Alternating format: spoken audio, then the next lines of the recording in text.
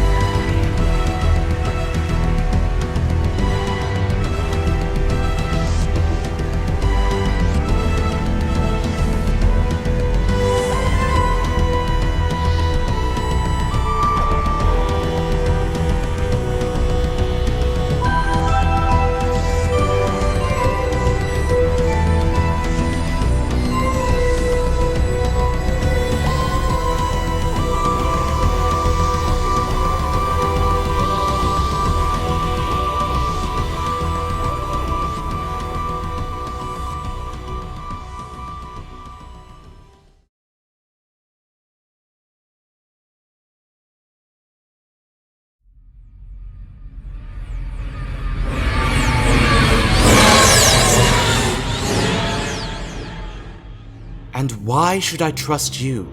Because it's your only option. Because I'm your only option. That's exactly what someone who is planning to trap me would say. What have you got to lose? This is ridiculous. A bit too radical even for me. Oh, get some perspective. Look around. Look at what we're doing. Why I'm here. None of it makes sense. Don't raise your voice at me. And why has this architect sent you to do their dirty work? Why can't he just speak to me himself, like he did last time? I'm bound by a cosmic NDA.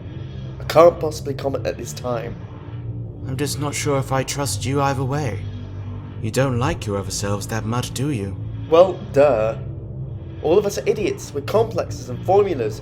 Trust me, after the day I've had, you wouldn't like your other selves much either. How many of us have you talked with and been condemned to socialize with? 1,965 egotistical maniacs with savior complexes and death wishes, all wearing ridiculous outfits. Although, saying that, you're not bad, but still, 1,965. 1,965? God, I'm so sorry. This is all rather tiring, giving out the same instructions again and again and again and again and again and again. I'm just running out of hope. I thought the same. Hopeless with it all, but I was told by your architect friend to keep going. And I will. And so should you. I'll keep going, so I can reach tomorrow. You can stop bumping into me, so you can leave me alone. I wish I could tell you everything was going to be okay, but I can't. I don't know. But we just need to hang in there. And if this architect has faith, there's no reason we shouldn't too. Good luck, Doctor. Good luck, Doctor. And hopefully, should the stars align, I'll get the chance to meet you when we... I am the Link Static X-Form Roboneuron Actoform, designation number 5576. You may refer to me as the Lynx. Good name.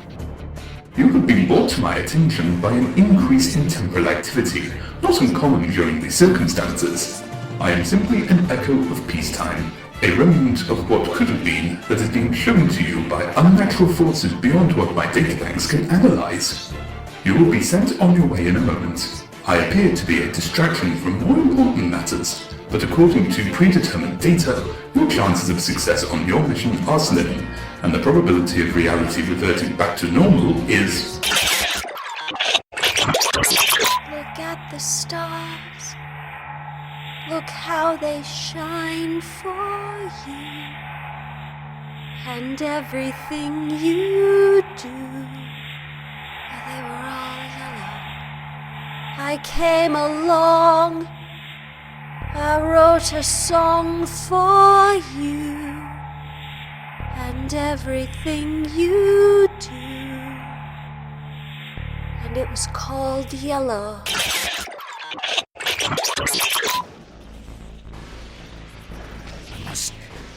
must latch onto memories. The academy, the university, a cliff edge, falling from a cliff, island, Sulpado, Brendan, police officer, cliff edge, falling. What would Clara say? What would she do? Tell me what to do, Clara. I must think.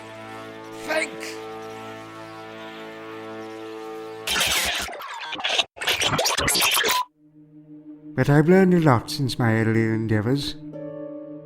As we see, so we learn.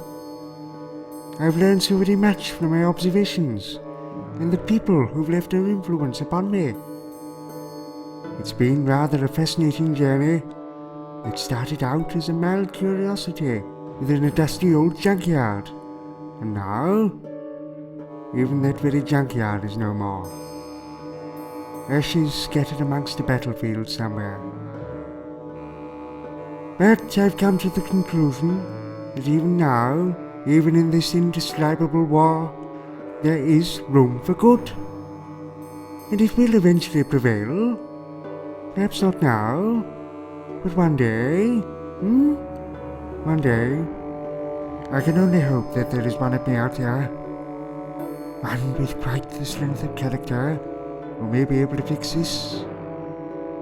Or perhaps someone else will step up, eh? Perhaps there is hope out there for the forces of good. All it takes is for someone to step up. As long as your hearts are in the right place, and despite your fear, in spite of it, you keep going, My body is wearing a bit thin at the moment. Not that it really matters anymore, I was afraid. That was one of the reasons I left my home. Not just because of what I was told in the cloisters, but I was just afraid. No logical reason behind the fear. No real reasoning at all. The fear was almost pure, unfiltered. And one could only describe it as I have. Illogical. Fear, boredom, and curiosity can make for quite the cocktail of emotions, eh? And quite the reasons to leave. I've learned that fear can make us stronger. I hope that fear can make me stronger. But there is a concept out there, an abstract domain that I fear has caught up with me. And this time, my fear won't help me. But I can sense it. Everything is changing. Howling is calling to me. The very concept of nothing, wrapping its claws around me and dragging me towards an empty void. I can almost envision its jaws. I used to study what awaited me. No light, nor dark. No ups, nor downs. No life, nor death. No love, nor pride. No hate. No logic. Just fear. Theoretically, other variants of me are also drowning within it, poisoning the well. I wonder if the emptiness can contain so much life, Perhaps it will eventually leak into this plane of reality. Ideally, I plan to avoid it, but I knew I couldn't for long. I am no longer a citizen of this universe. I can feel myself being butted out, as it were. Goodbye, universe. Hopefully one day I shall traverse you again, as an exile once more. Help! Oh no! Where is this place? Where am I?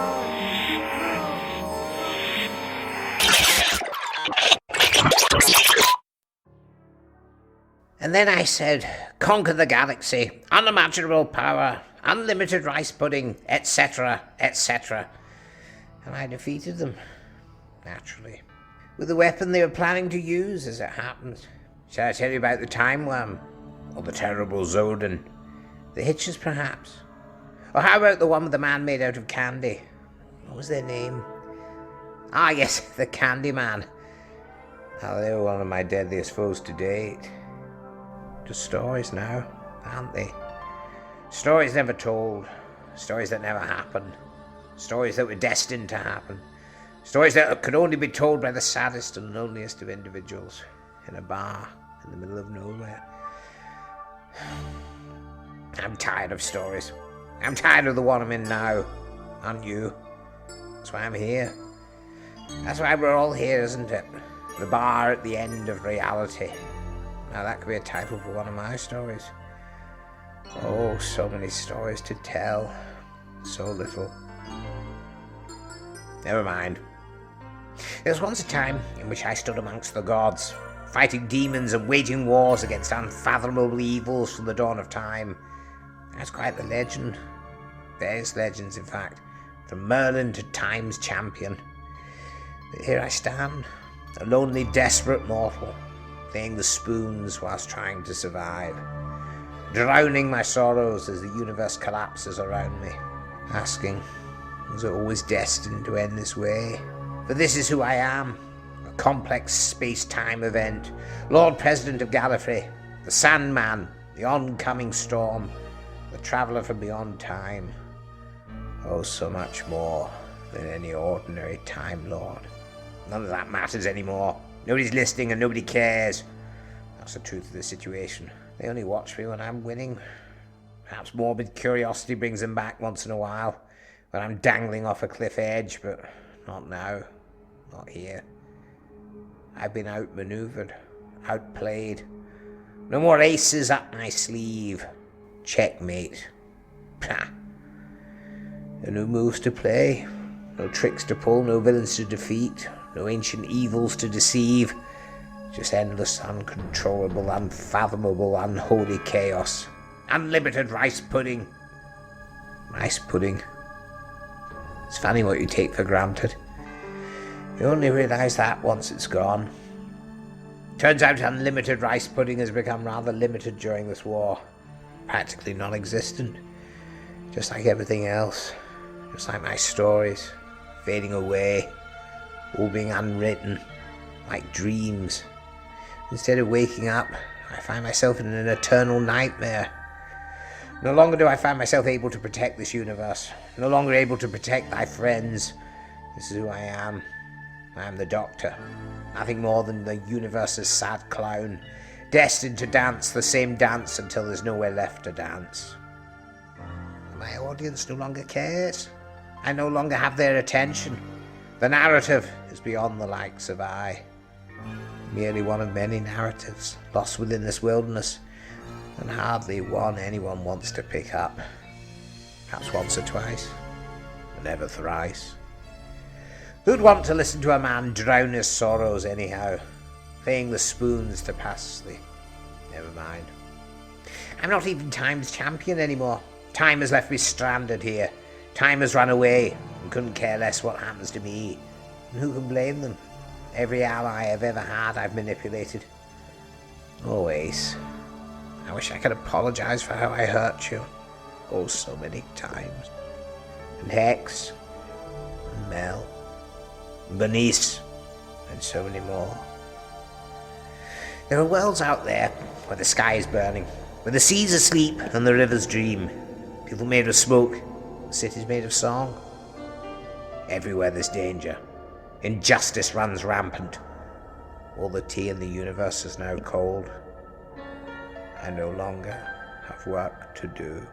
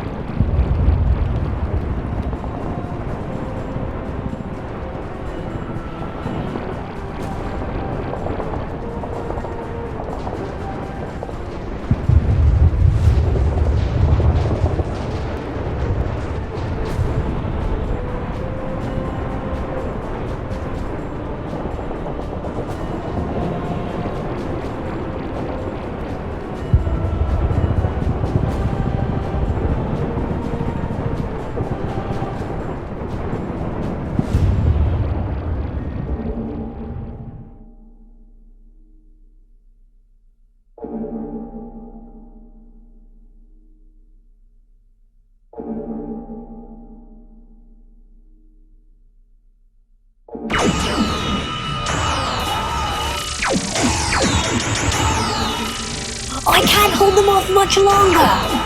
Doctor, have you got that thing working yet? Not really.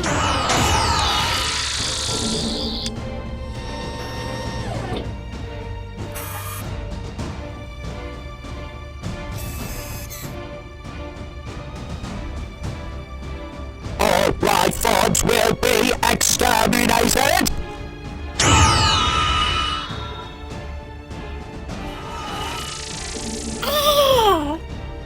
Doctor, hurry up! We're not looking too good out here. I'm going as fast as I can. Stolen.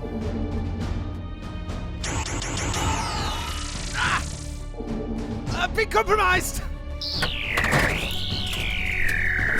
Just hold on. We're going to make it through this as...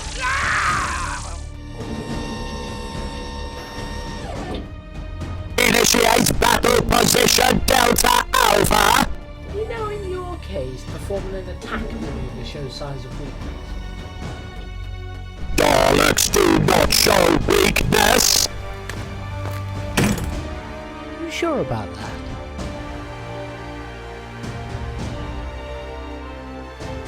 I'm so sorry.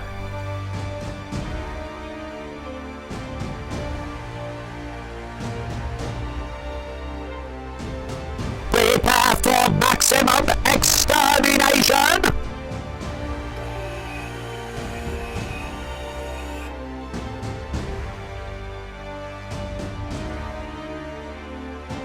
Exterminate!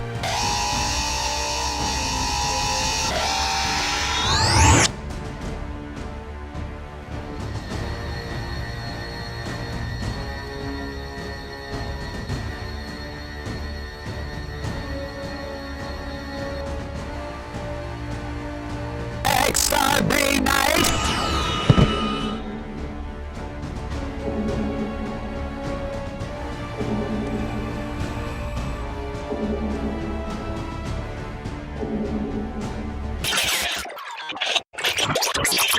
The Doctor, in their 12th incarnation, continues to plummet through various fragments of Gallifreyan history as they try to focus on their current predicament and figure out how to escape, consistently monologuing to themselves while doing so, which is definitely what his audience would consider in character for him.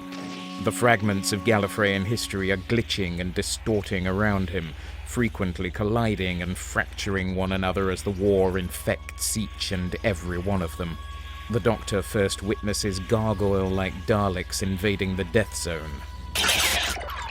The Doctor is welcomed by a foggy marshland with one decaying sun, and one sun hidden by an eerie fog, as they continue to nosedive through this fracture in reality, still falling and unable to interact with the history that now surrounds them. They've redecorated, thought the Doctor. He doesn't like it. It's undeniably the same death trap, but now somehow even more of a war zone, although it was never supposed to be that. The Doctor noted to himself that the perfect battleground has been reduced to something far more simpler. No more ingenuity in the cruelty that this part of Gallifrey was once known for, simply chaos. Rassilon warrior robots, sentient paradoxes, the last remaining Reapers, and the now undead former participants in the game of Rassilon have been summoned to defend the zone. All fighting the Daleks and hordes of unimaginable nightmares beyond comprehension. Some would say they are also fighting time itself. The tower is falling apart, mushroom clouds are painting the horizon, and the other sun that was once hidden beneath the fog has been replaced by a Dalek crucible.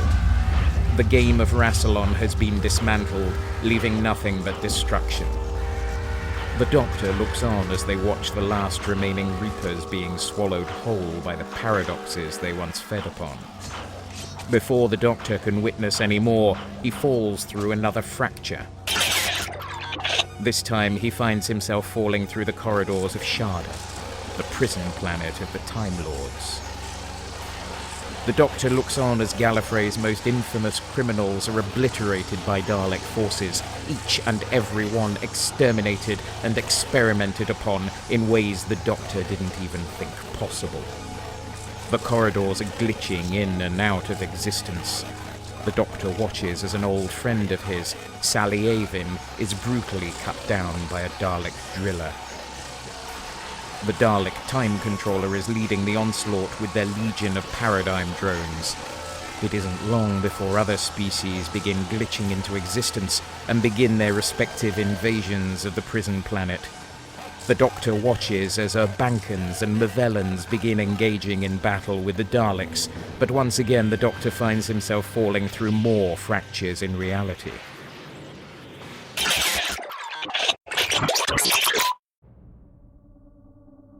Braveheart, Doctor. It's just a war.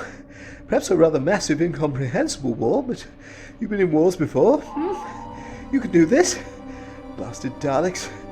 Knew they'd get around to Gallifrey eventually. Next thing you know, the whole multiverse is at stake. I must remember my ever-so-faithful companions. They are what keep me going. I wonder if they're out there, fighting what appears to be a new timeline. Quite frankly, I've no idea what it is. I don't like not knowing when I am, or where I am, or what I'm doing. It gives me a serious case of cosmic angst.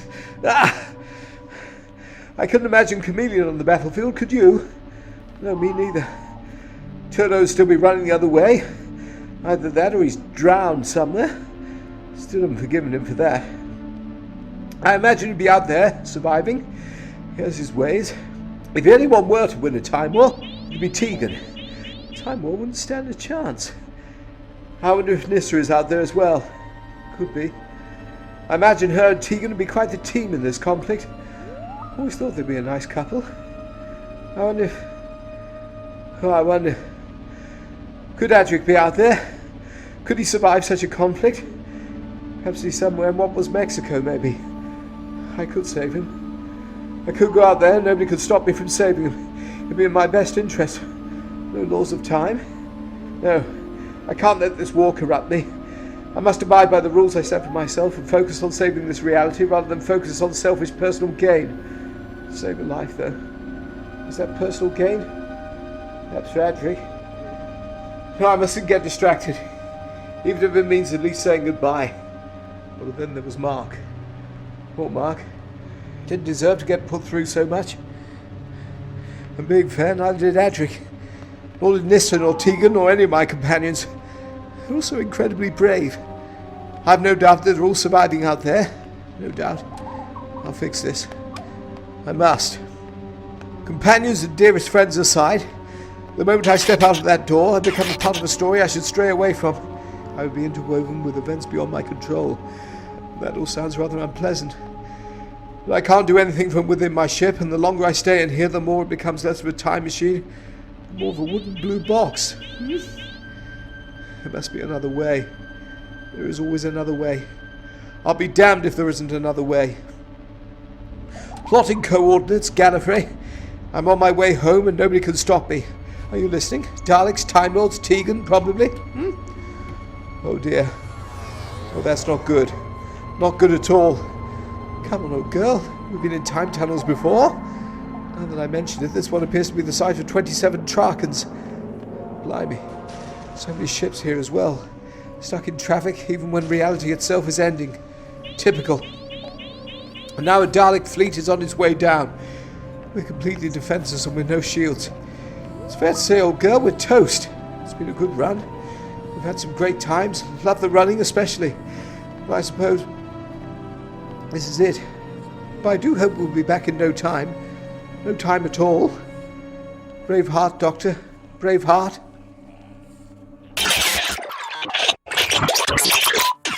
Where are they?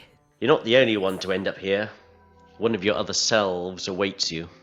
And what if I don't? What if I decide to give up and give in? You'll find a way. You've got me there. I've had enough of being told that. I've had enough of being led on.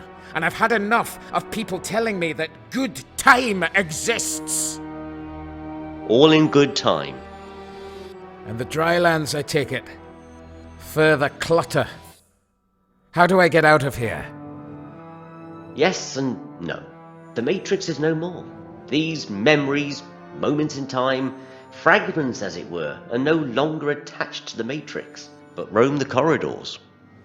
Is everything that I've witnessed fragments of the Matrix? Oh, good God, no. I'm a fragment of the Matrix. One of you, one of us. But not the one you're looking for. Are you the Doctor I'm looking for? Come on, Doctor.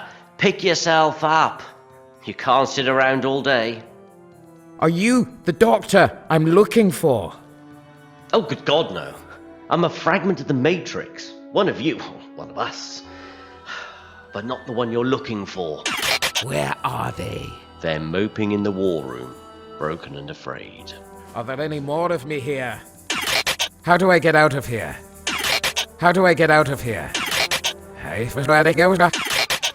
Unimaginable time wars and unfathomable wars in heaven collide and become one, every worst-case scenario rupturing into one another and further breaking what is already a broken natural order. The Sibes invading the capital is next on the list of disasters the Doctor is about to see, and then after that will be the collapse of an organization called the Division. More and more onslaughts welcome the Doctor as they cascade further into any and every corrupted history imaginable. First rule of dying, slow down. Isn't that what I once said? Or is it something I'm going to say? But why does this feel so familiar? Is that the right question? Is there such a thing as a right question? Are the wrong questions the right questions? Or are the right questions the wrong questions? Focus, Doctor! Focus! Scant moments. Scant moments to think, to take a breath. But do those moments matter? Can I die here? If I can, would it even matter? Something climactic about a cliff. Falling from a cliff.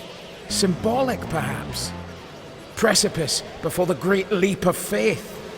Or maybe it's a memory, long gone. But no, that's not the right question, is it? Question.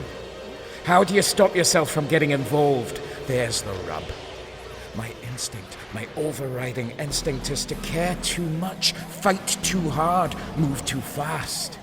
But I'm stepping through proverbial gateways to worlds that aren't mine, maybe aren't anyone's. Nightmares conjured by the horror of this shattered war. And if I stay too still, fight too long on one battlefield, that horror would become my horror. How do I face that and stay true to who I am? How can I make that choice and still be the Doctor? Sometimes the only choices we have are bad ones, but we still have to choose. You're right, Clara. Or maybe I'm right. Right then. Start the clock.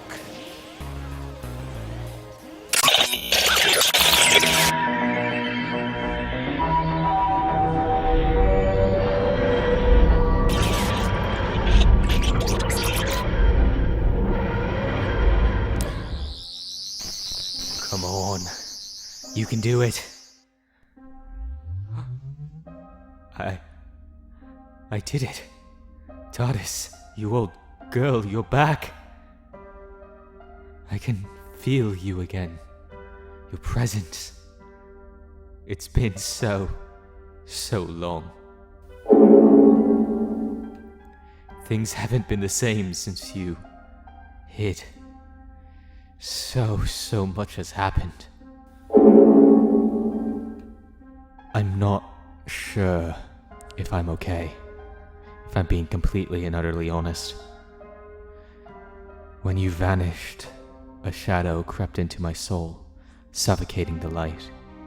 I clawed desperately for redemption, but without you, every step was a struggle through this mire of despair, this war.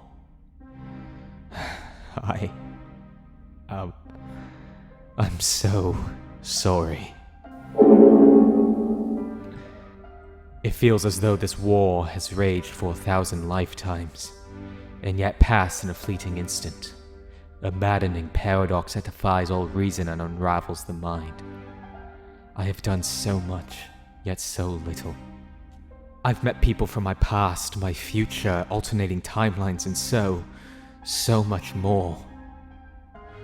When I first entered this war, I encountered a reflection of myself, though younger, his form still clinging to the innocence of youth, a mere teenager. Clad in a white shirt, a grey cardigan draped over his shoulders, and a black scarf wound tightly around his neck. He called himself the 13th Incarnation. He claimed to be chasing the Valiard, a vile spectre escaped from Gallifrey's Matrix. At the time, I had no notion of this war's scale. I foolishly believed it was just another multiversal escapade. Miss Chambers and I aided him in his pursuit, unaware of the terror we would unleash.